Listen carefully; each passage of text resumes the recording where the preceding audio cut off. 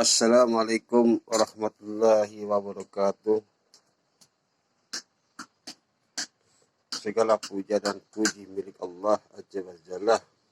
Salawat dan salam tercurahkan kepada Nabi Muhammad sallallahu alaihi wasallam, keluarga Nabi, ahlul bait Nabi, sahabat tanpa kecuali, tabi'in wa tabi'in hingga seluruh umat Islam yang istiqomah ikuti sunnah Rasulullah sallallahu alaihi wasallam. Alhamdulillah rabbil alamin. Marilah kita sering-sering mengucapkan alhamdulillah, alhamdulillah, alhamdulillah rabbil alamin. Serta sering-seringlah kita berselawat kepada Nabi Muhammad sallallahu alaihi wasallam. Yang harus kita pahami hakikat kehidupan ini sebagai seorang mukmin, bahwa tiada sholat tanpa salawat. Salawat tanpa sholat jelas ada, tetapi sholat tanpa salawat tidak akan diterima. Ketika kita mengucapkan nama Muhammad Sallallahu Alaihi Wasallam, sesungguhnya ia lebih daripada itu, bahwa ia Nabi Muhammad Sallallahu Alaihi Wasallam adalah ruh yang pertama kali diciptakan Allah.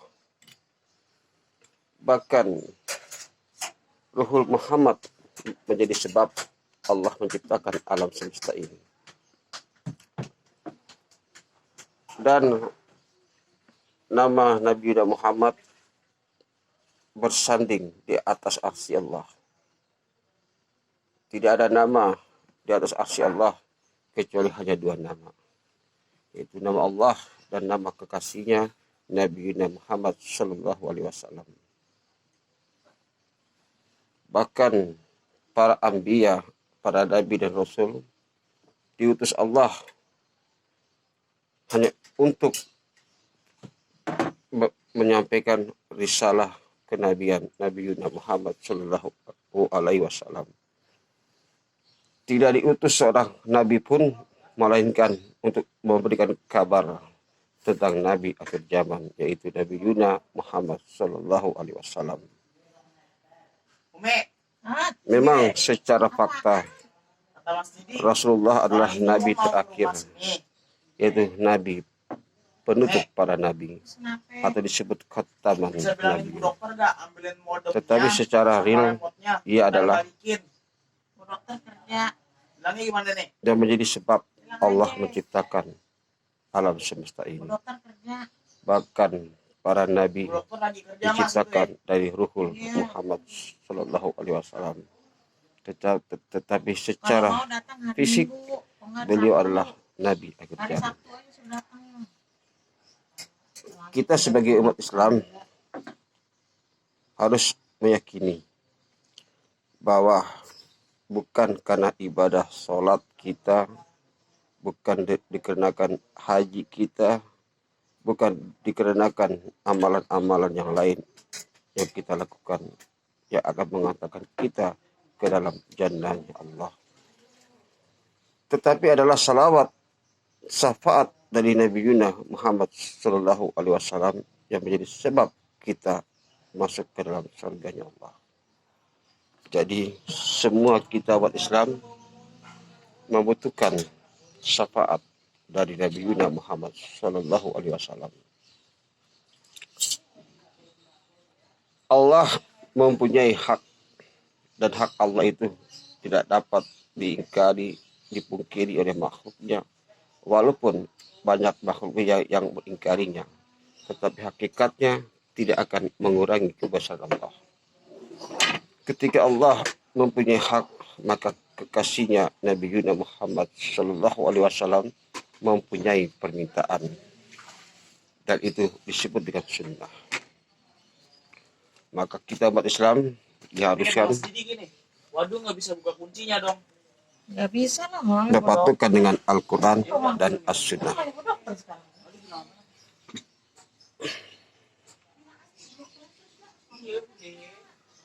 Saudara-saudara sekalian, dalam hadis sahih yang diriwayatkan oleh uh, Abu Hurairah, dari Abu Hurairah, yang disampaikan oleh Imam Tirmidzi, bahwa Rasulullah Shallallahu Alaihi Wasallam berwasiat kepada kita, berpegang teguhlah kalian kepada Al-Quran dan keturunanku, maka kita tidak akan tersesat selama-lamanya. Walaupun hakikatnya banyak yang lebih familiar adalah Al-Quran dan Sunnah, tetapi itu tidak akan mengurangi kebenaran hadis-hadis Nabi. Ada orang yang berkata, bukankah yang paling baik adalah yang paling bertakwa? Anda benar, Anda tidak salah. Betul. Tetapi hakikat takwa itu apa? Kita harus mengetahui. Yang dimaksud dengan orang yang bertakwa itu adalah orang yang atiullah wa ati Rasul. Mentaati Allah dan mentaati Nabi Yuda Muhammad Sallallahu Alaihi Wasallam.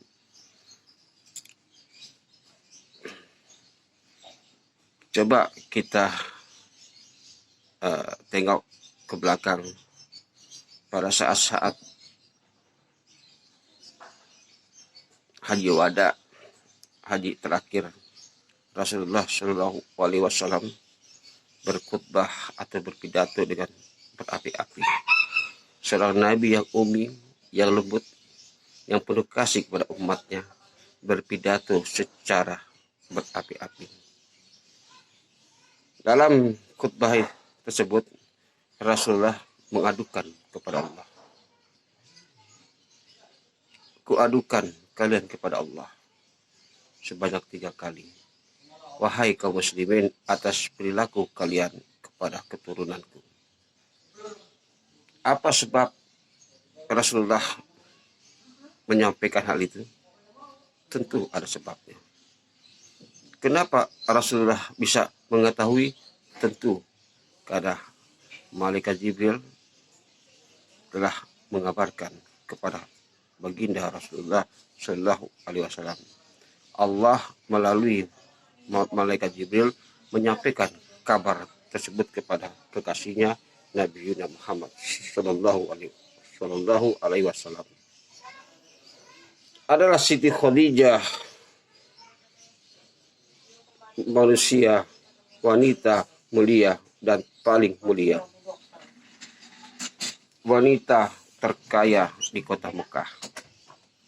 Bahkan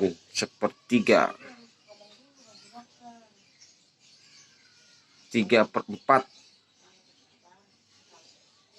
perbendarahan Mekah adalah milik beliau. Pada saat ajal atau sakaratul maut menghampiri beliau, Sayyidina Khadijah, maka Khadijah berbisik kepada putrinya Fatimah, wahai anakku, tolong mintakan sorban kepada bapakmu, karena ibu malu untuk meminta langsung. Sorban yang biasa dikenakan bapakmu ketika menerima wahyu, untuk ibu jadikan kain kafan ibu. Mendengar permintaan istri tercinta, Nabi Yuna Muhammad menangis sedih. Duhai Khadijah sayang,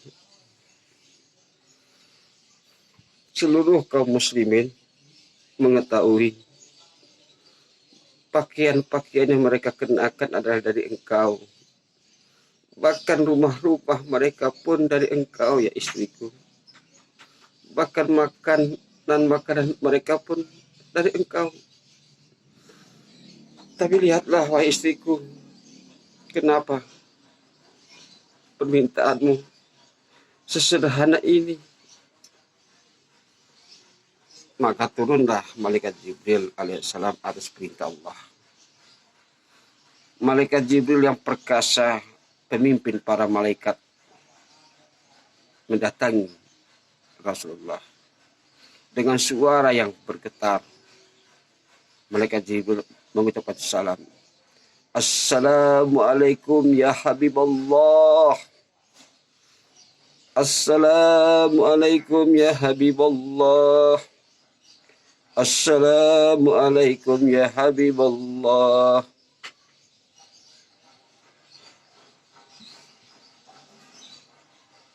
Salam wahai kekasih Allah. Jibril berkata. Lantas malaikat Jibril pun berkata, ya Rasulullah, sesungguhnya Allah memerintahkanku membawa kain kafan. Ada 5 kain kafan. Lantas Rasulullah bertanya, ya Jibril, untuk siapa-siapa sajakah ini? Yang pertama, ya Rasulullah, untuk istrimu tercinta Siti Khadijah. Yang satu lagi untuk engkau ya Habibullah. Dan yang satu lagi untuk Fatimah, putri tercintamu ya Rasulullah. Dan yang satu lagi untuk Ali. Dan satu lagi untuk Hasan, cucumu ya Rasulullah. Maka Nabi Muhammad pun bertanya, ya Jibril, mana satu lagi? Ya Jibril, mana satu lagi? Berulang-ulang Nabi bertanya. Malaikat Jibril yang perkasa tertunduk, bergetar suaranya, menjawab pertanyaan Nabi Muhammad. Ya Rasulullah, ya Habibullah, duhai utusan Allah, duhai kekasih Allah, sesungguhnya cucumu yang satu lagi, Husain, tidak akan mengenakan kain kafan. Karena ia nanti akan dibunuh oleh kaummu ya Rasulullah, sehingga jasadnya tidak dikenali lagi. Dan itulah yang menjadi sebab kenapa Rasulullah berpidato di haji terakhir atau haji wada. Mengingatkan kita, umatnya, atas perilaku kita terhadap keturunannya. Jadi Al-Fakir di sini ingin kita mencoba muhasabah, mengintrospeksi diri kita. Kita perhatikan bagaimana zuriyah Nabi diperlakukan oleh penguasa zaman demi zaman. Bagaimana terbunuhnya Imam Al-Hasan kena racun. Bagaimana terbunuhnya Imam Al-Husain di padang Karbala. Dan masih banyak lagi, termasuk Zainal Abidin, termasuk Zainab bin Ali yang dibuang di negeri Mesir oleh penguasa pada saat itu. Dan itu sudah merupakan sunnatullah. Maka kenapa Rasulullah mengingatkan kita umatnya atas perilaku kita terhadap keturunan atau zuriyah Rasulullah. Sekarang kita perhatikan di negeri ini. Apa yang terjadi dengan imam besar umat Islam, Al-Habib Rizik Syihab. Seperti yang beliau alami, seperti yang dialami oleh datuk-datuk beliau terdahulu. Apa yang dialami oleh Habib Bahar bin Smith, dipersekusi sampai 2 kali ia di penjara.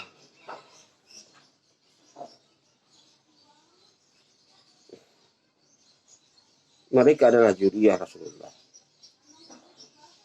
Kalau kita umat Islam, kita memahami apa hakikat kehidupan kita ini, yang kita butuhkan adalah syafaat dari datuknya Nabi Muhammad Sallallahu Alaihi Wasallam. Kenapa kita perlakukan keturunannya dengan cara-cara yang amat sangat memalukan?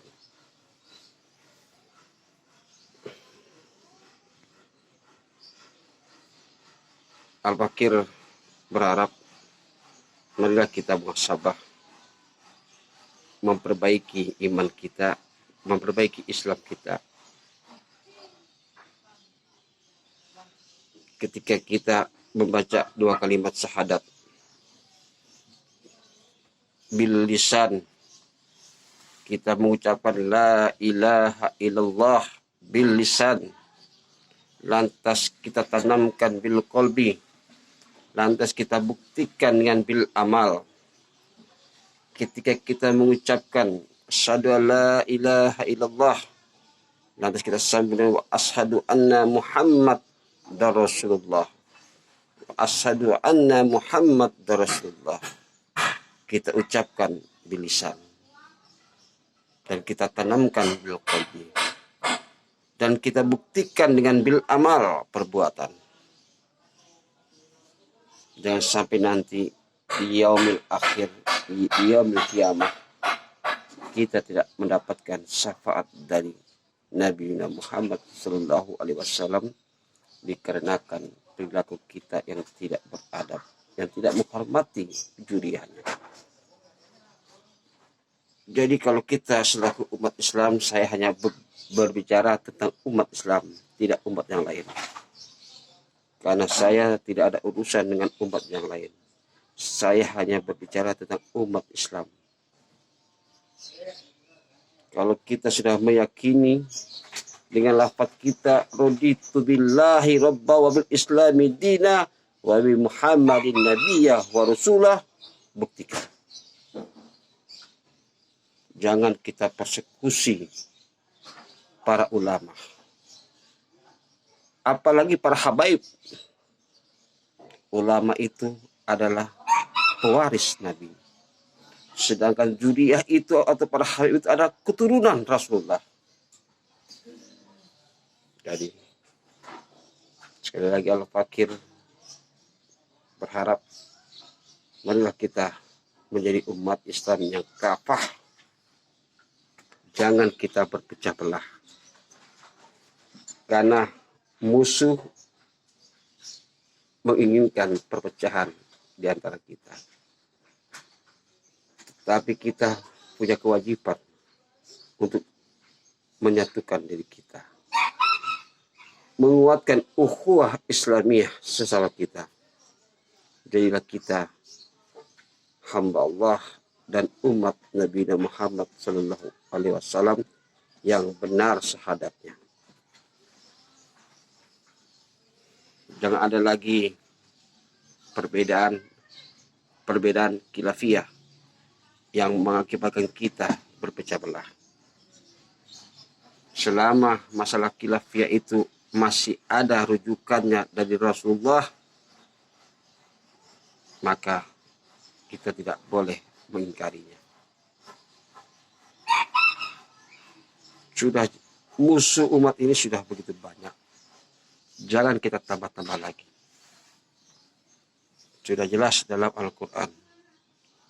Allah Azza wa Jalla berfirman, "Walan tardu angkal yahudu walan nasuru hatta tabi'a milatahu."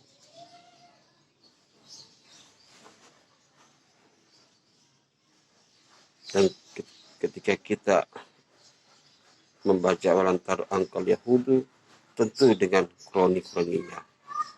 Ketika kita membaca wala nasoro, tentu pula dengan kroninya. Karena umat Islam adalah umat yang satu, beriman kepada Allah, beriman kepada Rasulullah. Jangan hanya perbedaan masalah khilafiyah membuat kita menjadi berseteru antar kita.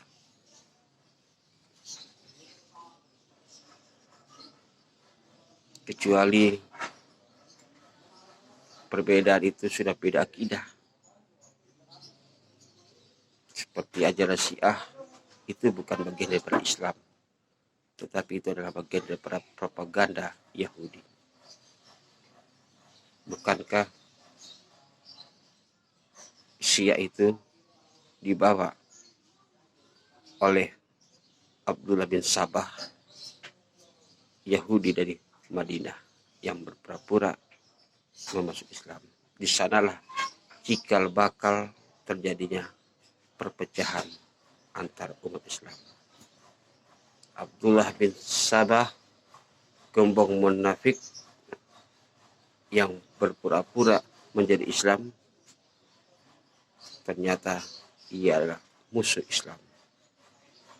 Dan Syiah itu adalah bagian daripada gerakan-gerakan Abdullah bin Sabah. Jadi kita harus memahami itu.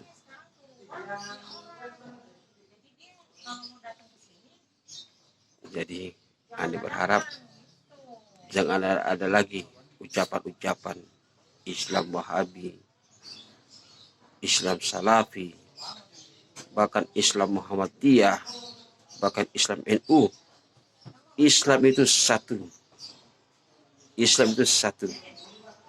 Dia tidak bisa dibagi-bagi menjadi beberapa bagian, tetap satu. Apabila ia sakit, maka sakitlah seluruh anggota tubuh. Itulah yang namanya innamal mu'minuna ikhwah. Tiap mukmin itu bersaudara. Ingat, tiap mukmin bersaudara. Jadi jangan persekusi saudara. Apalagi seorang ulama, terlebih terhadap zuriyah Rasulullah. Terima kasih. Yang benar datangnya dari Allah, yang salah datangnya dari Anda. Al-Fakir Sidi atau Saidi Al-Dianoveri atau Albana, pedagang ketupat sayur Pariaman Sidi Albana di Menteng Waras Timur nomor 73 Pasar Magis Setiabudi Jakarta Selatan. Wabillahi taufik walhidayah. Wassalamualaikum warahmatullahi wabarakatuh. Allahu Akbar.